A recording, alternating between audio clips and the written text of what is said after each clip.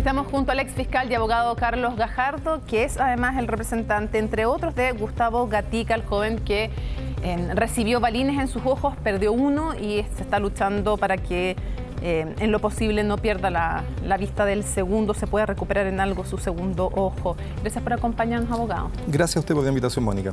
Primero queremos preguntarle cómo está Gustavo Gatica y cómo está la familia de él también. Bueno, la situación, por supuesto, de Gustavo es bastante dramática y dolorosa por las consecuencias probablemente definitivas para su vida que ha tenido y que va a tener estas heridas que ha recibido en su rostro. De lo que yo he podido apreciar, me parece que la familia está enfrentando este lamentable suceso con bastante entereza y dignidad, lo mismo que Gustavo. Él hoy día declaró, cerca de 2 horas, entiendo. ¿Cuál es la importancia de esta declaración y cuál es la versión, si pudiera resumirnos usted, que él entrega?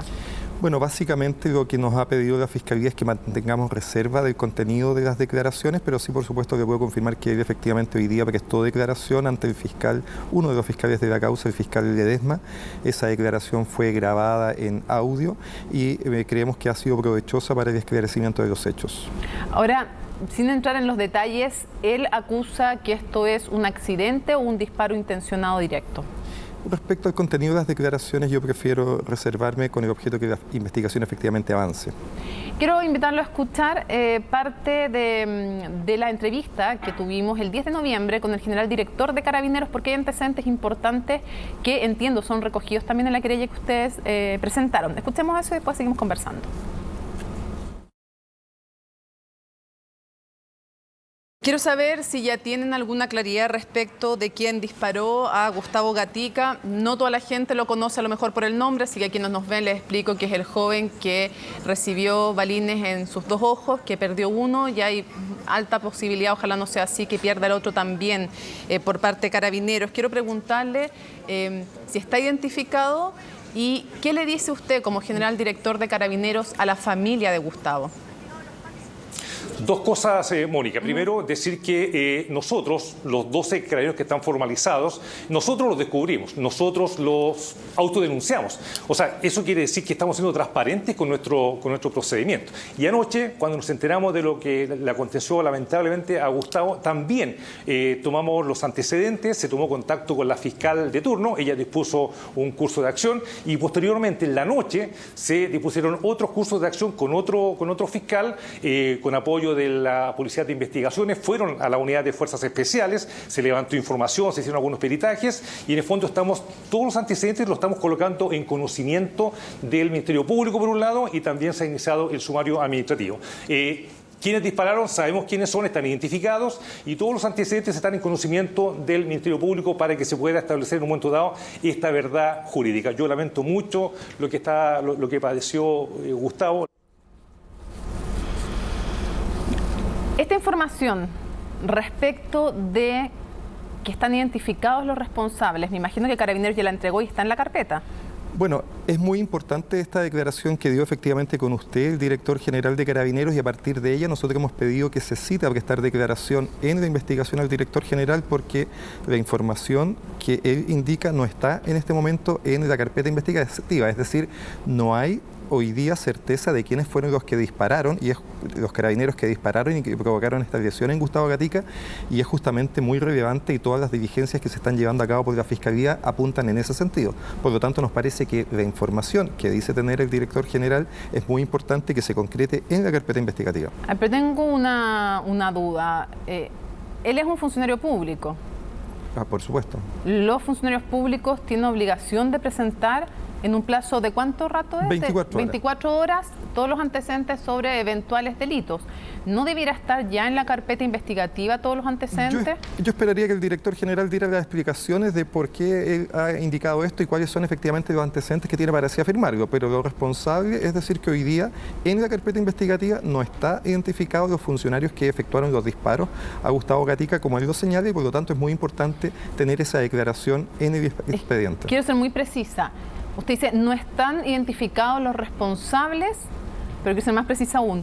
No hay ninguna declaración de Carabineros o entrega de antecedentes de Carabineros sobre esta información que él da en la entrevista hasta ahora? Hay antecedentes que se han entregado por la policía, pero esta información precisa que indica el director general, que están identificados los que dispararon a Gustavo Gatica, no es algo que esté establecido. ¿Eso no está en la carpeta? No está establecido. Ya. Quisiera preguntarle cuál es también la implicancia que ustedes le ven respecto del mando, porque aquí hay dos cosas. Uno tiene que ver con un responsable directo y otra es la eventual responsabilidad de mando. Ustedes como creyentes, la familia también y el propio Gustavo, ¿qué es lo que están buscando determinar?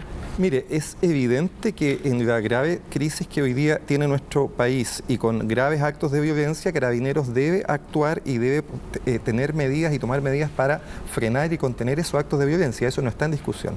Pero toda esa actividad que efectúa Carabineros debe estar dentro de la legalidad y debe guardar proporcionalidad.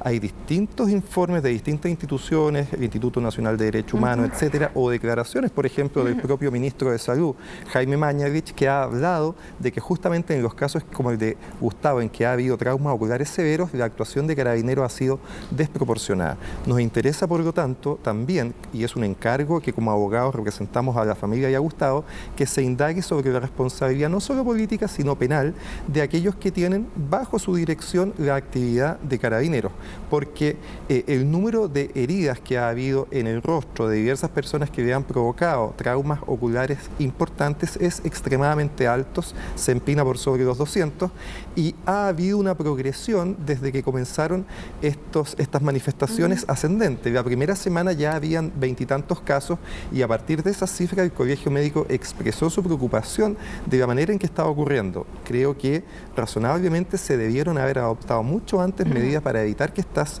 situaciones siguieran ocurriendo, como lo ha hecho buena parte de las Cortes de Apelaciones del país, que han indicado a través de órdenes de no innovar que Carabineros no puede utilizar este tipo de balines en manifestaciones pacíficas. Voy a hablar sobre el tema de las Cortes de Apelaciones porque hoy día la de Santiago tomó una decisión contraria a las 5 Cortes de Apelaciones. Parcialmente distinta. Sí, porque las 5 Cortes de Apelaciones habían dicho que había que restringir, si no ocuparlas en manifestaciones, son las palabras de las Cortes de Apelaciones pacíficas, y hoy día es algo que niega la Corte de Apelaciones. Voy a volver sobre eso, pero antes, ¿qué responsabilidad? Porque yo entiendo las responsabilidades de mando, entiendo que responsabilidades políticas, ese es un ámbito, pero en lo penal, aparte del que dispara, ¿penalmente se puede perseguir a alguien más que el que dispara? Por supuesto, en todo delito uno puede perseguir la responsabilidad del que está detrás del que aprieta el gatillo y es algo que queremos hacer de manera responsable. No es simplemente una responsabilidad objetiva que tiene que ver con simplemente el mando. No, hay que establecer conductas específicas, y esto es importante, u omisiones específicas que hayan provocado el resultado dañoso, el resultado delictivo. ¿Qué tipo de omisiones pueden ser? Bueno, justamente las que les menciono, es decir, después de haber tenido noticias durante varias semanas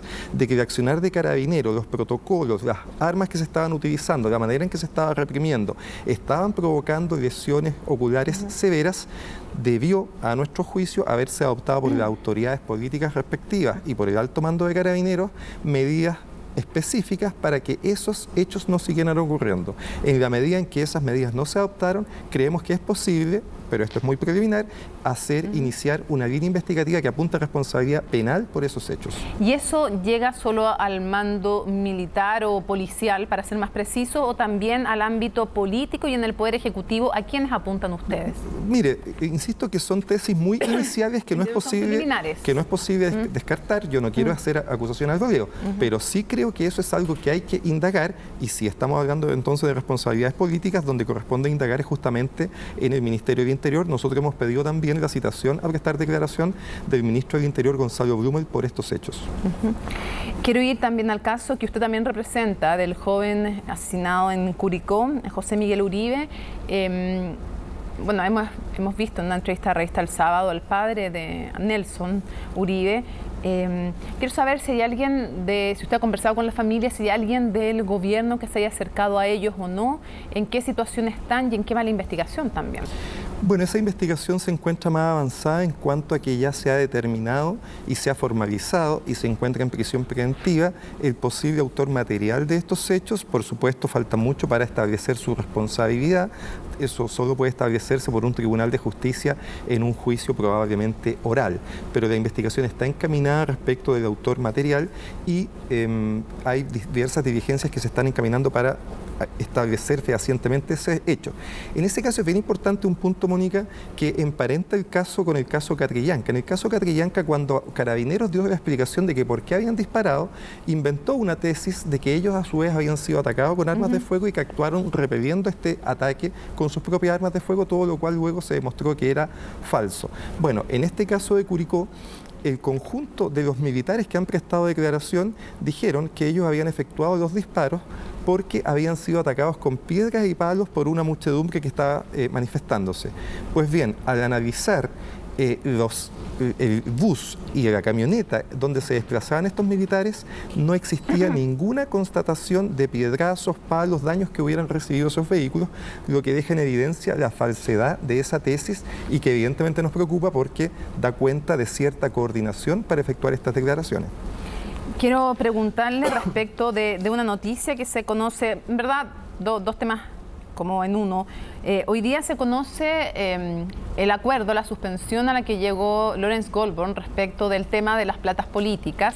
Y usted criticó aquello y también ha criticado otro tema, los abogados contratados por el gobierno y los énfasis que ellos han puesto, por ejemplo, en temas como un convocante a una...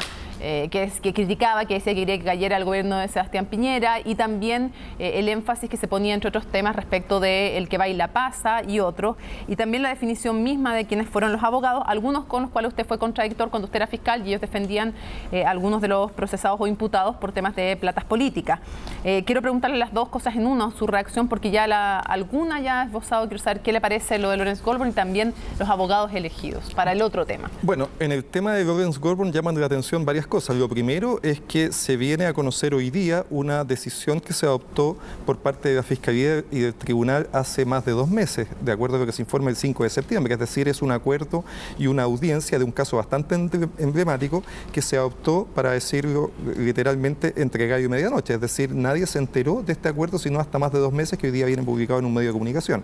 Y yendo al fondo en ese caso, viene a ratificar nuevamente la impunidad, el acuerdo transversal al que se ha llegado por parte de la Fiscalía y una especie de actividad de liquidación que ha hecho el Ministerio Público. Fíjese usted, Mónica, que en el caso de Lawrence Goldborn se le imputa haber facilitado boletas para obtener financiamiento para su campaña como senador y como presidente por más de 370 millones de pesos. Esa es la imputación. Facilitó boletas por 370 millones de pesos que ingresaron, por lo tanto, a su patrimonio y él utilizó para hacer campaña.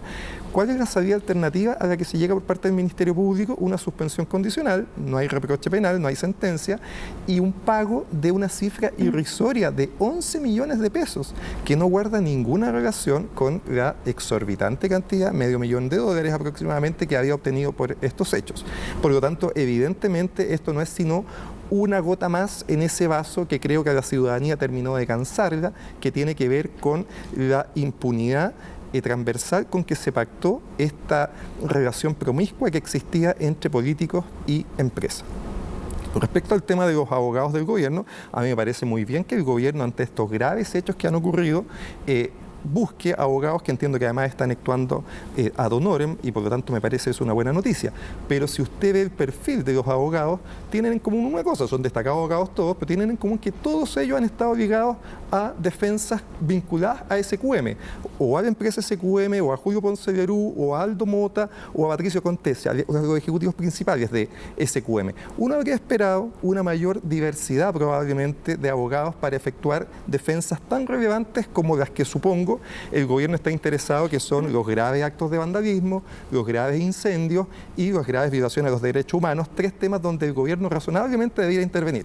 Pues bien, una vez que se produce esta selección muy errada, me parece a mí, por la falta de diversidad de los abogados, ¿qué es lo que conocemos? Que las primeras acciones que han entablado son respecto de una cosa que podrá ser mala, pero que está en un lugar de prioridades bastante más abajo, que es el tema del que baila pasa. Se han anunciado con bombo y platillo, fue página principal de uno de los diarios del domingo, del diario El Mercurio, que estos abogados se iban a dedicar a poner querellas en contra de los que habían hecho este tema del que baila pasa. Insisto, cosa que debe estar en el lugar 25 de las prioridades hoy día para perseguir penalmente. Y luego se ha conocido esta querella en contra de un sujeto que hasta ayer nadie conocía, no recuerdo ni el nombre, pero que hoy día lo han lanzado a la fama, que había hecho un discurso bastante polémico llamando a derrocar al gobierno. de nuevo, algo que está en el lugar 25 de las prioridades y que razonablemente un juzgado ha declarado inadmisible esa querella. Es decir, ha dejado en el más completo ridículo la actuación del gobierno, porque estos abogados lo que están haciendo es representar al gobierno. Han dejado en el más completo ridículo la actuación del gobierno en materia judicial por estar persiguiendo cosas que en los hechos, en la realidad, no tienen ninguna importancia. Yo buscaría que se persiguieran a los autores de los incendios gravísimos, a los autores de los saqueos y a los autores de las graves violaciones de los derechos humanos. Esas son las prioridades hoy día investigativas en términos penales que tiene el país. Carlos Gajardo, le agradecemos mucho que nos haya acompañado en Marca Registrada. Un sí o un no.